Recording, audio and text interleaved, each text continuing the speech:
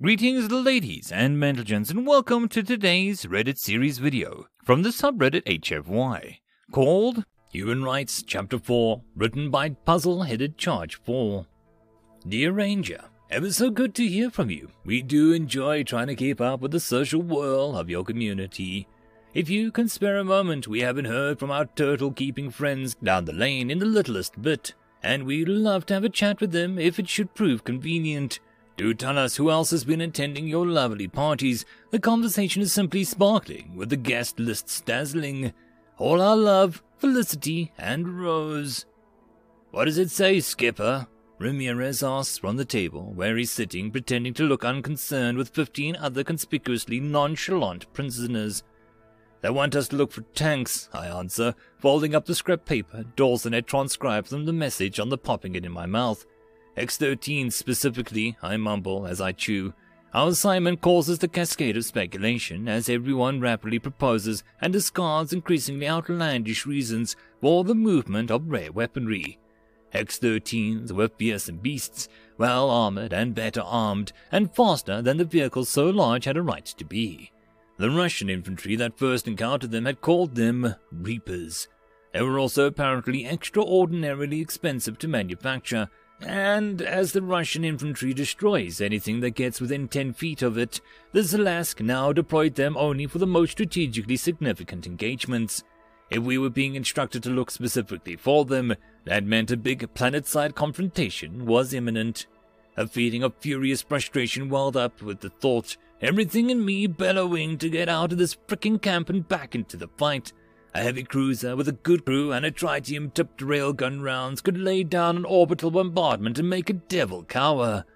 But we're needed here. You think you'll help anyone by letting those tanks go unlocated? Right. The Zelask, bound by the code that I'd come to decide was more vanity than honor, had even less concept of espionage than they did of escape, and so had plonked their POW camps right down where the prisoners were brought in, close by the major staging areas and receiving traffic from multiple sectors. In just a short time playing spies, we'd caught divisions on the move, scouting patrols, resupplying, and once even a heavy dreadnought sneaking around, so large she was visible in orbit from the ground. We had stolen radio components from almost pathetically clueless Zelask our second week in camp, and our comms officer, Dawson, and Z had rigged up between them an Albatross call, a transmitter receiver that could send old-fashioned scrambled radio signals to one of the fleet of wandering listener probes the espionage-savvy humans maintained, nicknamed Albatrosses, which could then convert the message into FTL signal and boost it to the UN datanet, whence it would be routed into the military intelligence channels, unscrambled, and make it to an analyst's inbox in time for the breakfast muffin. For their part, the spooks sent us plain word-coded messages telling us what to be on the lookout for, and we did our best to oblige them. We'd gotten the impression that we were good at our strange new assignment, and every so often they sent us care packages. The best had come 3 weeks after we spotted the dreadnought. We'd received relief boxes containing chocolate chip cookies, and concealed in one of the box liners, a new site printout detailing a successful ambush of a key Zelask mining planet, culminating in the destruction of the heavy dreadnought Honor of the Code, enabling the taking of the world by combined American and Chinese forces. The Houston sends her love. It's weird, though. X-13's on the move, an ominous sign. I wonder where they're headed, if they're going to defend Zelask's stronghold or attack a human one. Well, we could go looking tonight. Okay, Stinger, it's your turn as a spotter, right? At the fighter pilot's enthusiastic nod, I continue. Great. Dawson, you bring the radio. Ramirez picked 2 friends to come and cover us. I don't have to tell you all the importance of it runners. X-13s mean something big's in the wind, and it'll be a huge advantage for our buddies up there if they know how many are coming. The meeting breaks up, prisoners drifting back to writing letters, playing cards, or napping. Some go outside to resume the fanatically rough games of soccer, football, rugby, or an unholy hybrid of the 3 that provided cover for the disposal of dirt from the tunnels. We no longer allowed to play baseball when the batters ran out of windows to target. Petty Officer Hiltz displayed his prowess by hitting what would have been the easy triple, if it hadn't connected with the guard's head. The guard was still in hospital, and Hiltz was still in solitary. The day drags. There's little to do in the prisoner of war camp, even one in which the prisoners are running an underground spy operation. It only takes around 15 minutes to receive, transcribe, and decode our orders, and less than an hour to compose, encode, and transmit our reports. Then, nothing. To be fair, we have to maintain the tunnels, plan our sightseeing trips, be on the guard for every second for hints that we've been discovered, but the days here are 27 hours long. For people used to standing watches on a warship amid frantic ebb and flow of combat, solving problems and having new ones instantly arise, the steady, slow burn of unrelieved stress is uniquely wearing. No one is really in control of the fate in the Navy, whether it's war or peace, but that's nothing compared to being property. I hadn't realized how lucky I was to have always lived free, the same way you don't realize how lucky you are to breathe until you're choking. Being captured was a constant grind of helplessness and humiliation. The Zelask don't exactly mistreat us, though they can be nasty and sufficiently provoked, preferring instead to act as though we're invisible. Some days I can't decide if the silent treatment might not actually be worse, nothing to break the smothering monotony. I know that what we're doing is fighting back, that we are substantially, materially helping the war effort, but that doesn't change the fact that I feel completely powerless. But I have to keep reminding myself I have nothing I can justifiably complain about. I'm out of the danger my friends face daily. I'm being treated well. I'm running with an important surveillance operation. And not being able to complain might just be the worst of all. Bitching is a way of life in the Navy.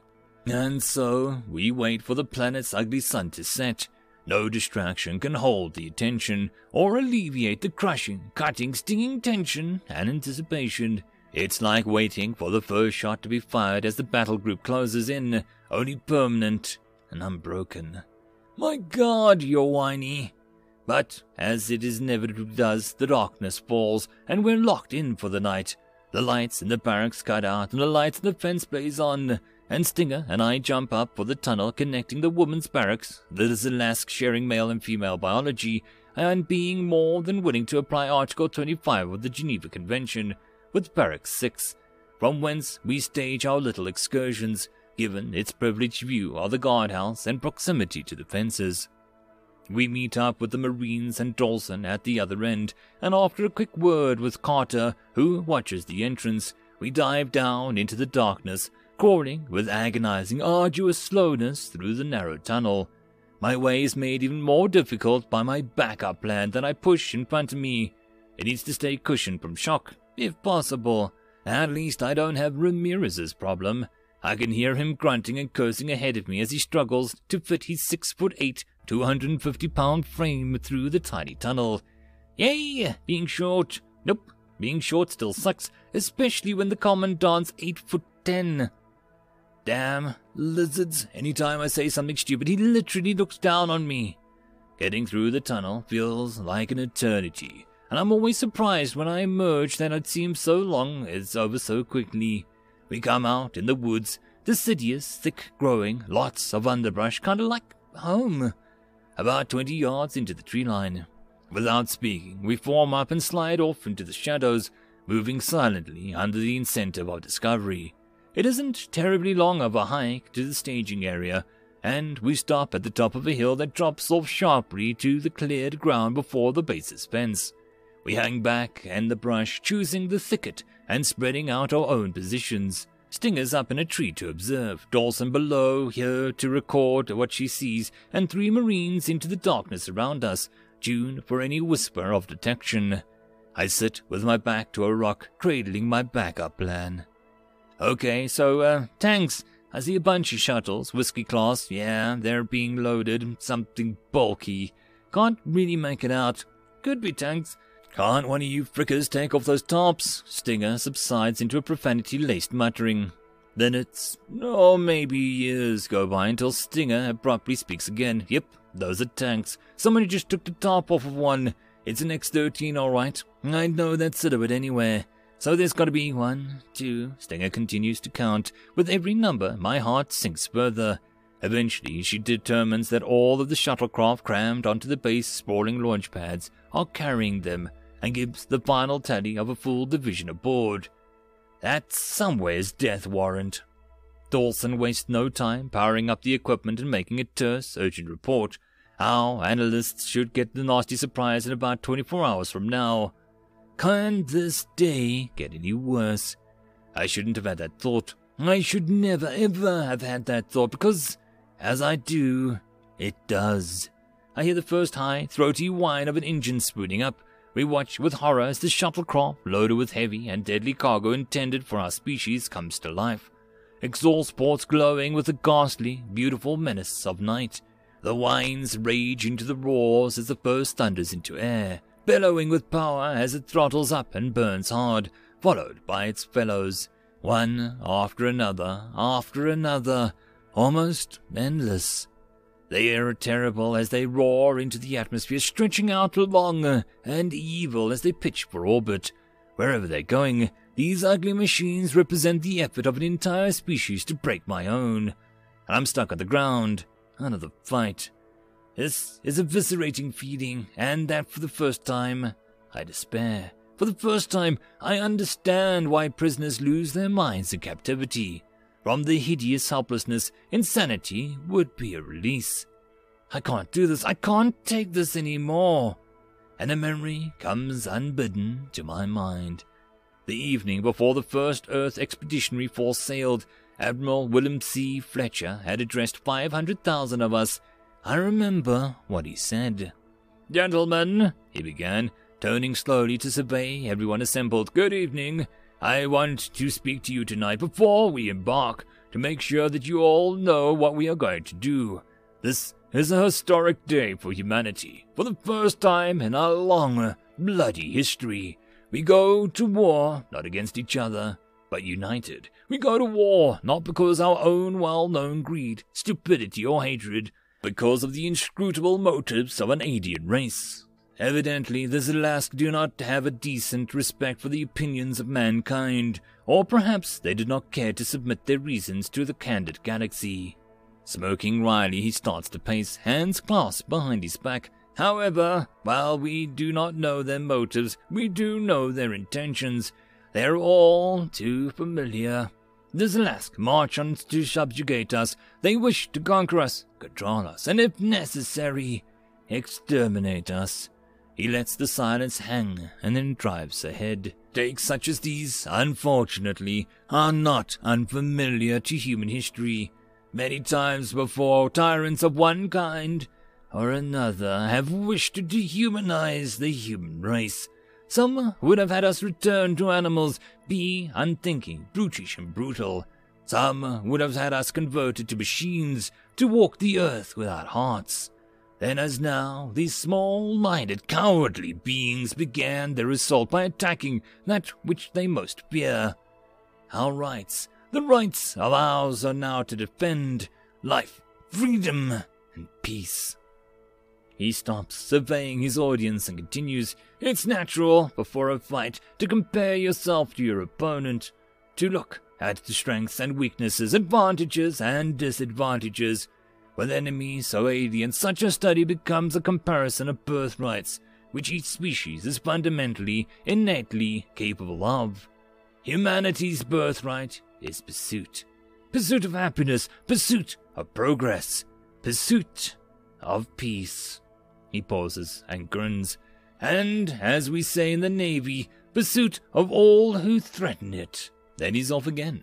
"And then all of its millennia-long pursuits, humanity has shown its distinguishing endowment that we possess, which no other species can match, is endurance. Endurance past all reason.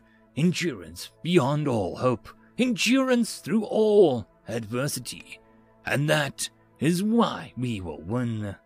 He's moving faster now, head lowered and eyes shining. "The Zelask, as you know, adhere to their code. They cannot live, act, or think without its strictures. They have lost all capacity for adaptation or innovation.